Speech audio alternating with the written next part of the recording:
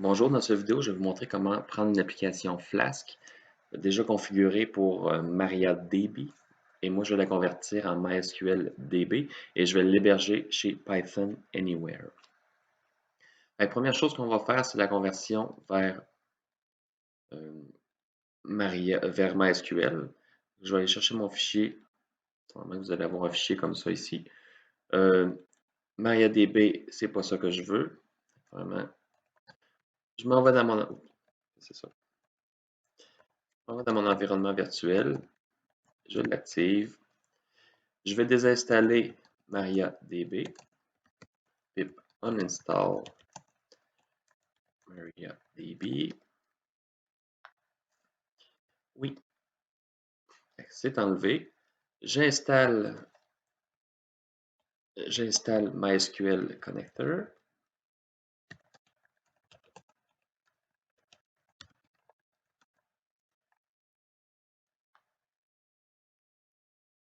Jusque-là, ça va. Maintenant, ici, mon MariaDB ne fonctionne plus. Je m'en vais sur MySQL Connector. Et je vais le copier un petit peu partout. Comme ça ici. Ensuite de ça, dans mon application, je vais devoir aller changer tous les endroits où est-ce qu'il y a un point d'interrogation comme ça ici. Je vais les remplacer par des pourcentages S.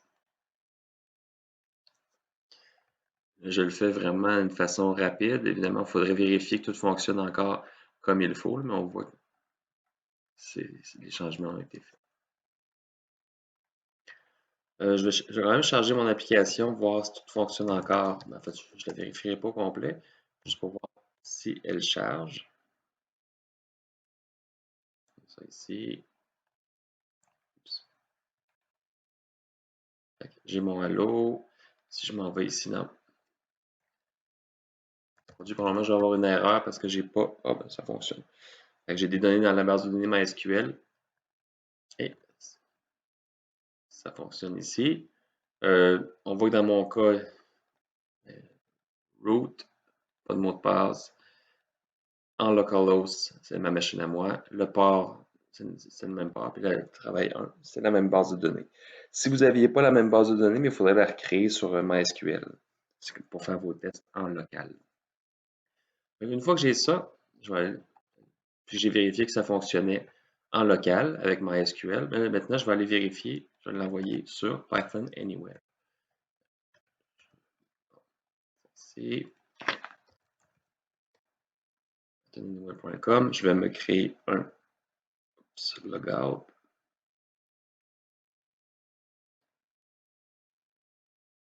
Sign up, create a beginner account. On va essayer, je suis rendu probablement à Python 4. Oups.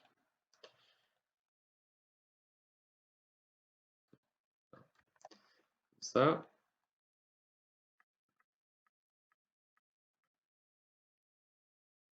Il est en train de travailler. Il va m'envoyer un courriel pour que je confirme le tout. Je vais le confirmer avec mon téléphone.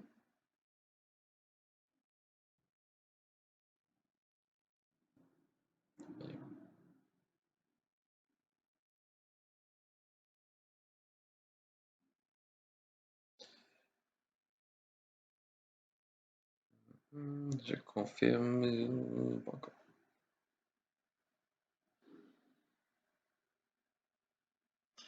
Je l'ai confirmé. Normalement, je devrais charger la page, puis le message devrait s'en aller. Bon.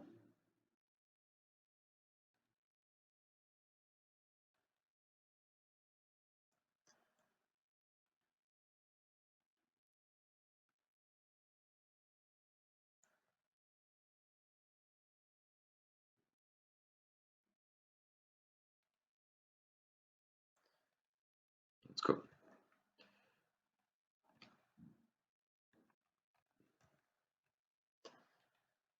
j'imagine que je peux continuer quand même, même si c'est pas. C'est vrai qu'il confirme seulement sur mon PC, sur mon voir dans mes courriels.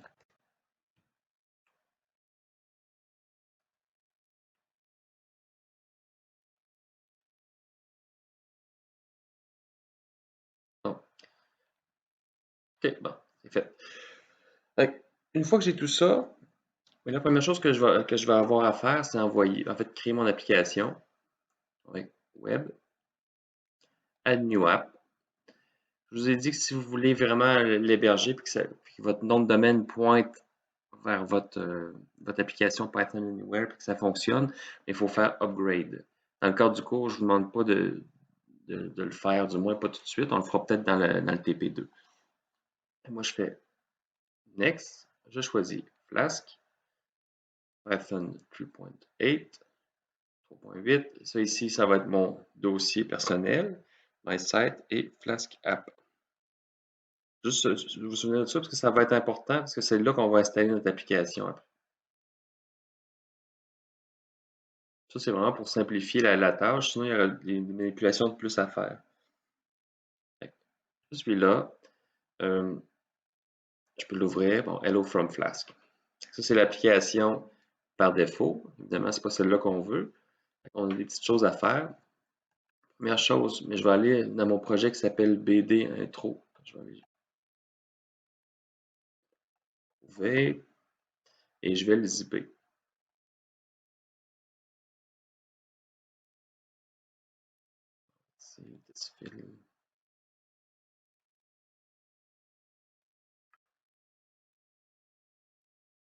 J'ai déjà converti, je vais le prendre ici. Envoie sur Python Anywhere. C'est le fichier que je vais envoyer. Il faut que je l'envoie au bon endroit. Ça va rentrer dans My Site, ici. On l'envoie ici.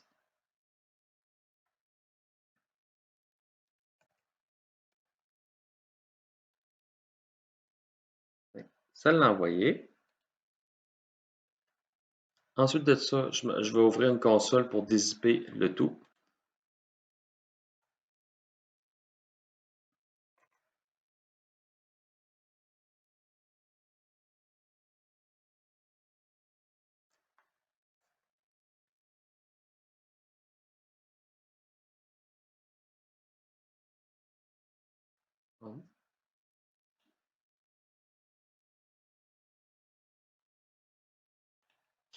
Il y a eu un certain délai. PWD, ça me permet de voir où est-ce que je suis. Dans Linux, Print Working Directory. Et je m'en vais ici, je regarde ça, je vais faire My Site.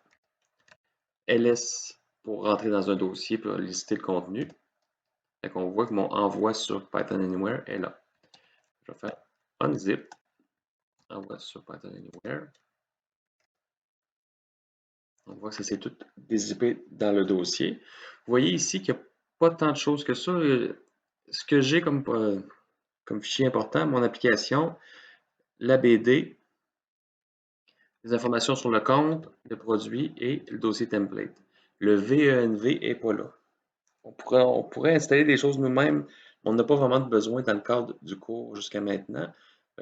MySQL, le connecteur est déjà installé sur Python Anywhere et Flask, ça a été installé quand on a créé notre application web. J'ai une partie du travail de fait. Je continue, je m'en vais ici. Je retourne dans Web. Là, je vais faire en sorte que mon application web, parce qu'en ce moment, c'est elle qui se lève, qui est montrée. C'est pas ça que je veux. Moi, je veux mon application à moi. C'est que je vais aller dans Files, My Site. C'est pas ça du tout. C'est Web. Je descends un petit peu plus bas. Vous avez ça ici. C'est le fichier de configuration du serveur, dans le fond, pour dire quelle application appeler. Je clique dessus. On voit qu'ici, c'est marqué From Flask App, Import App as Application. Dans mon cas, mon fichier s'appelle APPY. Ça va être le fichier qui va importer. Puis ce que je veux importer du APPY, c'est app. Ça va être from app, dans le fond, du fichier app.y, import app as application. Je sauvegarde. Je retourne dans mon application web ici. Je vais la recharger. Et après ça, je vais cliquer sur mon lien. Normalement, ça va m'écrire Allo, quelque chose comme ça. Bon. not found. Ah, c'est parce qu'il n'y a pas de route standard ici. Je vais aller voir mon projet. Avec les routes que j'ai produit. Je vais aller voir toutes les routes d'authentification ou une route que je produit. Je vais faire slash produit et j'ai de l'information ici qui est apparue. Dans slash produit, je regarde. Ah, c'est parce que ça ne va pas les chercher à la base de données, ça les prend dans une liste dans le fond. Ici. Avec slash produit fonctionne. C'est bien mon application qui est là. Là, ce qui ne fonctionnera pas, mais ça va être la connexion à la base de données. Je vais aller dans magasin. Ici, slash magasin, mais ça va me faire exécuter un select. Ce select-là ne fonctionnera pas normalement. Je vais aller ici. J'ai une erreur du côté serveur. En ce moment, je ne suis pas mal sûr c'est quoi l'erreur. On va quand même y aller la voir ensemble. Une des façons de faire, c'est de passer encore par la console. Je pense que celle-là ne fonctionne pas. L'autre.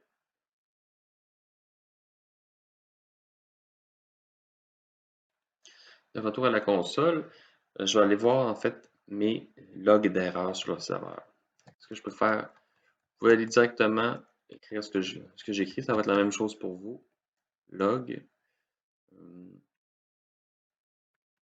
comme ça ici. 4 pour afficher le contenu du fichier. Le dossier var log et le fichier qui m'intéresse, c'est pfleury4 pythonanywhere.com.erreur parce qu'il y en a 3 fichiers, c'est erreur qui m'intéresse. Là, je regarde ici. Ici, c'est que j'ai un problème avec l'obtention de mon curseur. C'est normal parce qu'en ce moment, ma connexion à la base de données ne fonctionne pas. C'est ce que je vais aller changer. Pourquoi ça ne fonctionne pas? C'est parce que tout est planifié pour ma base de données en local sur mon ordinateur. La base de données ici sur le serveur n'est pas créée encore. Je vais commencer par la créer, Databases.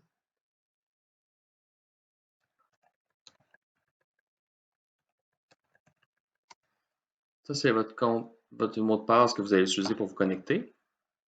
Et votre login, ça va être, par exemple, moi, ça va être pfleury $, la base de données. Je vais laisser faire.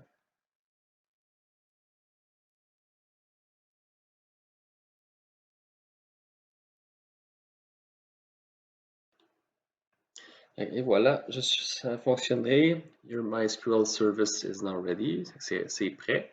Je vais me créer une base de données. Je vais l'appeler travail 1. Vous pouvez l'appeler comme vous voulez. L'important, c'est que ça ait un nom logique pour pouvoir la retrouver. C'est facile parce qu'on va seulement avoir une base de données. Je vais create. Ça a fonctionné. On voit que c'est rendu ici. Quand je vais vouloir me connecter, ça va être Your database names always can start with your name. Le nom de votre base de données s'appelle pfleury 4 $travail 1 pour pas avoir de conflit avec d'autres utilisateurs sur le serveur. Le nom d'utilisateur, je me suis trompé tantôt, le nom d'utilisateur c'est vraiment pfleury 4, il n'y a pas de dollar ici. Le nom d'utilisateur c'est ça ici, la base de données c'est ça ici et le mot de passe c'est le mot de passe que j'ai mis quand j'ai ouvert MySQL. Si vous vous en souvenez plus, vous avez juste à le resetter ici. C'est beau pour ça. Je vais aller dans mes fichiers, File, My Site, ma BD. Et on voit ici que mes informations sont plus bonnes. Je vais aller les changer. Dans ma base de données, ça va être pfleury 4 travail 1. Mon utilisateur, c'est pfleury. Ici, j'ai mis Garneau. 2, 3. Localhost ici. Et ça va être 6 pour la base de données parce que c'est le port par défaut de MySQL. Je sauvegarde le tout.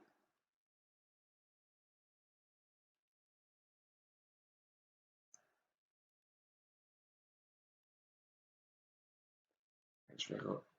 C'était le magasin qu'on essayait de voir. J'ai encore une erreur. Maintenant, pour le moment, mon erreur, c'est que je n'ai pas de données dans ma base de données. Je vais aller voir ici. Consoles.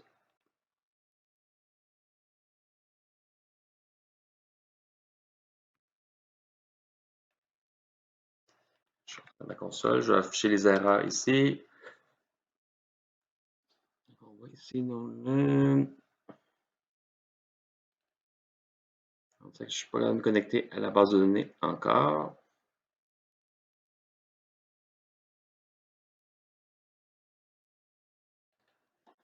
Finalement, c'est bien que ma table n'existe pas. Je vais donner des pistes de solutions, mais en fait, là, votre table qui n'existe pas, c'est vraiment d'exécuter du script dans la console. Je vais le faire tout à l'heure. Juste pour trouver vos erreurs, mais vous pouvez aller dans votre application MySite, le fichier app. Puis ce que j'ai fait, c'est sur la route que, en fait, je devrais toujours avoir ça, là, ou du moins, ou la journaliser ou quelque chose, pour avoir de l'information sur votre erreur. Le mieux, c'est pas de la retourner au client parce que le client va pouvoir voir des choses particulières. Par exemple, ici, il va voir votre user, le nom de la base de données et le nom de la table qui est demandée. Mais on pourrait faire un print, par exemple, un print ou de la journalisation qu'on va voir dans le travail 2. Pour l'instant, vous pouvez le faire pour faire vos tests. Là, ça m'a permis de voir que ici, c'était pas correct. Autre chose qui n'était pas correct dans mon cas, c'était peut-être pas ça, parce que finalement, une chose que j'avais oublié, c'est de redémarrer l'application. Le host, je l'ai mis à ce qui était fourni pour la base de données. Vous allez voir, quand vous allez dans la section base de données, ça va être écrit host ici. Avec ça, ça fonctionnait. Je vais aller voir ici. Toujours pas oublier de recharger l'application quand vous faites des changements au code de l'application ou connexion, par exemple votre connexion BD. Puis base de données ici, on voit database host address. Je vais aller le chercher ici. Là, ce qui me reste à faire, c'est de créer ma base de données pour vrai. Parce qu'en ce moment, ce qui se passe, c'est que mon code il se connecte à la base de données, mais il n'y a aucune table, il n'y a rien qui est créé à ce moment-là. Ce que je vais faire, je vais supprimer mes consoles, je n'ai pas vraiment besoin. Puis ce que j'ai besoin ici, ça va être la console MySQL.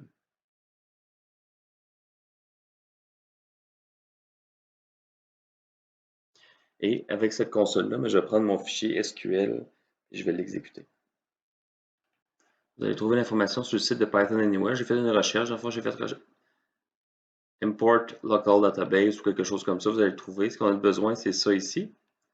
Et votre fichier doit exister en fait sur le serveur. Ça ici. Je vais le copier. Je suis allé dans PHPMyAdmin, j'ai exporté mes données, en fond.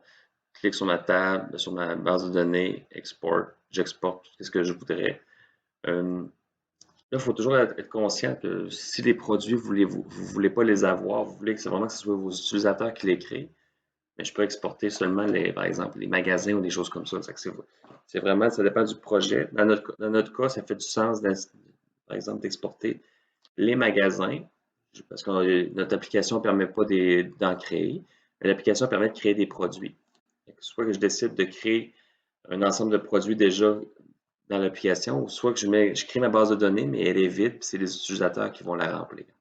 Même chose pour vos comptes. Si vous voulez avoir aucun compte initialement, en fait, ça vous en prend au moins un administrateur pour pouvoir gérer votre application, mais les autres, c'est des comptes de test. Mais on ne les enverra pas sur le serveur de production. Je vais aller ici. Les fichiers. Je vais envoyer mon fichier SQL. Et normalement, quand je vais faire ma commande, ici, ça devrait fonctionner. Oups, il ne s'appelle pas de la bonne façon. Il s'appelle travail 1. Là, on voit qu'il y a plein de choses qui se sont produites. Vous n'êtes pas obligé de redémarrer l'application quand on modifie la base de données. C'est supposé être correct. J'ai fait un select ici, use pfleury, travail 1, select la requête. En fait, je vais directement la faire ici. Juste que je recopie là pour voir que mes données étaient bien importées. Ça, c'est beau.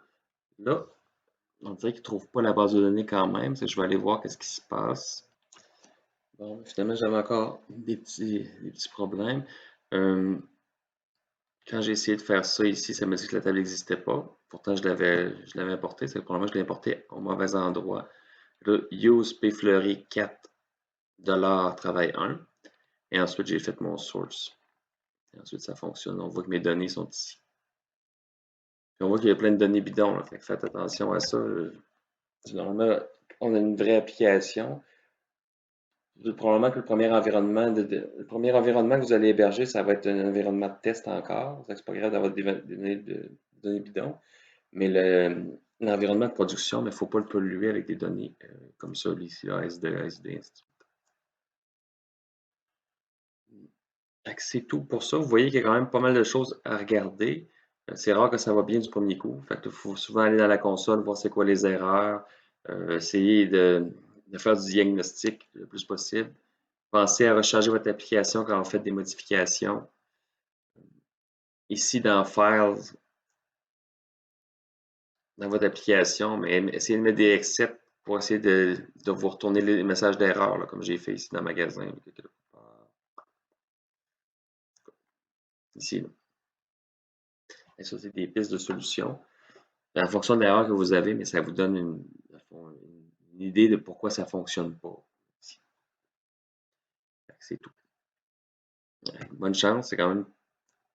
C'est pas nécessairement quelque chose de difficile, mais ça prend beaucoup de jus de bras, puis c'est rare, effectivement, que ça fonctionne du premier coup.